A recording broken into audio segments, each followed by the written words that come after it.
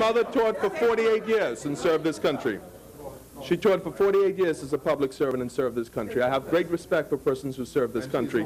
However, I am saying, and I'm speaking on behalf of the young people, and I think we should be focusing our energy, rather than arguing back and forth, on persons that need employment in this country. Point of order. Members, the chair wants to hear the member for the point of order. Member for Bain and Grandstown. It is the leader of the party that that member belongs to, who, when he came to government, reduced the age for public servants to get pensions from 65 to 60, saying that he wanted to do something for young people. The next time he came back, he lifted it back up to 65, because he needed those old people who had experience and expertise, Mr. Speaker. Including his cabinet. That is not an argument. His argument is not an argument for young people. There's a proper argument for the training of young people and for the creation of jobs for young people. But most of the jobs that these so-called older people that he's talking about have been occupying cannot be done by the people he's talking about. And he knows that. Members.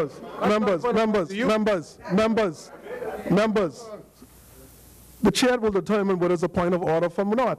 The chair needs no help from members at their seats. Period. Yes, the chair will attempt to be fair. Thank you. That wasn't a point of order. Well, member for North. Speaker, if I may again. As we continue talking about unemployment in this country, one of the things that came up recently and disturbed people throughout this country was when we talked about increases in salary. We talk about increases in salary, yet these persons don't have jobs. These are the concerns of the people of this country. A few days ago, as indicated on the news, we've seen more than 1,000 people that lined up for about 300 jobs. And Mr. Speaker, these persons are hurting. There are few people in North Eleuthera that I speak to continually that are working in hotels and they're working on few days a week salary. These persons are having difficulty paying their bills. They have difficulty keeping their lights on and feeding their children. I certainly, and the member certainly for Tall Pines certainly said that, and the persons of North Eleuthera are hurting in the same way, where we have hotels that unfortunately, due to whatever reasons, can only employ these persons for a few days a week. Mr. Speaker, our people are hurting in this country, and we need to stay focused. Mr. Speaker, I turn to the 52-week program when I speak of the people of this country that are hurting. The 52-week program employed many persons in North Eleuthera. These were persons that came from single families, persons that were oftentimes the only person in that family that were employed to feed their family. And as I spoke in the House before, I'd like to see that program reiterated. It's a point of order again. Point of order. Member for Carmichael, you rise on a point of order? Clarification. A point of clarification? The honourable member from North Eleuthera to tell us which hotels in and around North Eleuthera are hurting so badly that they are not employing people. For him to make that, I mean, come on, tell us. Tell us who's named the devil. Come on. Tell us truth. Member for North Eleuthera. With all due respect, Mr. Speaker. With all, and I certainly will back it up. Don't worry. With all due respect, I live in my constituency. I am from my constituency, and I do talk to my people all the time. And these are what my people, particularly those of Harbour Island, that are telling me. And I'm here, and they send me. Whether they voted for me or not, whoever didn't vote for me, it didn't matter. The reality is I won the seat, and I was sent here to represent the people of North Eleuthera. And I will continue to speak. And I will continue to speak on behalf of the people of North Eleuthera, regardless. That's what I've been sent here for. And I will address through you, the chair, their concerns. Members.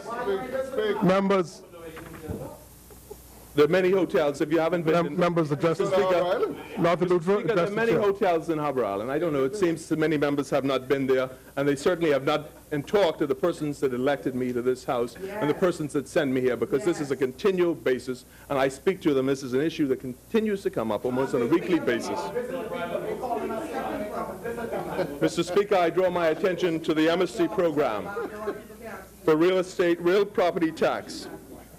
Mr. Speaker, in my humble opinion, this amnesty seems to be leaning more and giving more rights to those who've been delinquent who have not paid. It encourages people not to pay their bills. However, the reality is, Mr. Speaker, what I focus on is that the MST bill does not help the average Bahamian. What it does, in fact, help is those, but I'm just drawing the fact. The truth is that the MST does not help the poor man. It only helps those whose homes are valued at more than $250,000. And I am a member of a Family Island constituency, and we will note that Family Island persons do not pay real property tax. And so therefore, it's not helping the Bahamians of those islands, it's only helping winter residents. And I speak on behalf of the people of North Eleuthera, and that's why I draw that point. Mr. Speaker, I now turn to those that we've heard of the cuts. We've heard of the possibility of additional cuts of 10 to 25% across the board. It's my humble opinion at this point in the administration, we should be more precise to know exactly which areas should be cut and which areas cannot afford to be cut. Should we not know now, especially since they were ready on day one? We've heard about cuts to COB's budget. Yet on the other hand, we've heard the chairman of BC say he hadn't received a letter to speak about cuts. Mr. Speaker, before I came here, I worked at an airport. And what I can say is that the persons who work at these airports and those superintendents and managers around this country certainly cannot afford cuts. I'm not speaking politics. The reality is these budgets at the airports have been very minimal for a long time, but such operations cannot afford cuts. These airports, in my opinion, as I worked there for 9 years and continually speak with my former colleagues, cannot afford cuts. It's difficult to run those operations with the salaries that they do have. So I plead to the government, and hopefully these cuts will not be across the board. I also plead on behalf of the cuts, the 10% cuts, to that of local government. I served in local government for 7 years, and I know we had difficulty paying salaries, improving our communities, and doing the things that we were mandated to do. And so therefore, these local government district councils around this country will find it very difficult to make whatever cuts that they've been told to do. Additionally, Mr. Speaker, I bring to the attention the duties on trucks. We've seen that in the communication. We've seen a drop in duty on trucks from 85 to 65%. Not on cars, but on trucks. How many families are buying trucks? Do we really think that families with kids are going out there and buying trucks? Again, I say trucks, not cars. Do we expect the average Bahamian to now be able to go out there and buy a new bunch of trucks? Mr. Speaker, if a Bahamian is unemployed, as I pointed out in all those statistics, some 14% in this country, young persons 30.7%, or if they're underemployed, as many hotel workers throughout this country, how can they afford to buy a new truck, even if it's cut to 65%?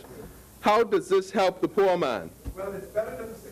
Or does this cut in duties on trucks, and not that of cars, not that of vans, not that of SUVs, help family, friends, and cronies to buy trucks for their big businesses to do some big contracts? I'm just simply asking. That is true. Yet we say we believe in Bahamians.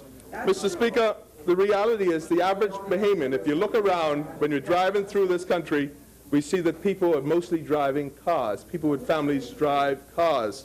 There's a greater need for cars for the average Bahamian than that of trucks. So all I'm saying is I don't see why I cut the trucks and not cars. Mr. Speaker, I move then to the customs electronic submission system. I'm very happy to hear the government talk about the customs electronic submission system. And it is with hope that the department will collect more revenue and be more efficient. However, the concern I have is, does this now mean that the government will be able to get money quicker and thus be able to spend it faster? Mr. Speaker, I turn my attention to crime. Crime's a big issue for the average Bahamian throughout this country. In recent times, before the May 7th election, 2012, we've seen big billboards and signs everywhere. We've seen a government that said they would deal with crime. Mr. Speaker, yet crime is still here, and murder is still here. It has not stopped. Mr. Speaker, we are now at murder number 16 for the year, and with 3 within a week. Members, People are being killed in front of their homes and shot.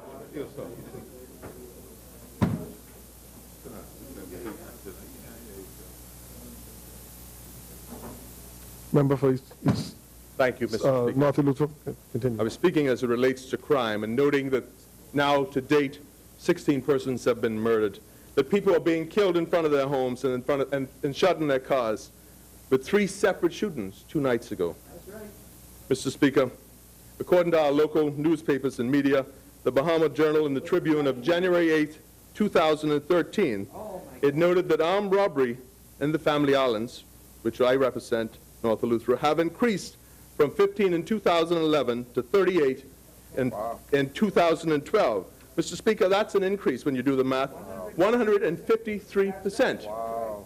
Mr. Speaker, the same media sources also pointed out that shop breaking in Nassau, for example, went up from 546 in 2011 to 625 in 2012, an increase of 14%.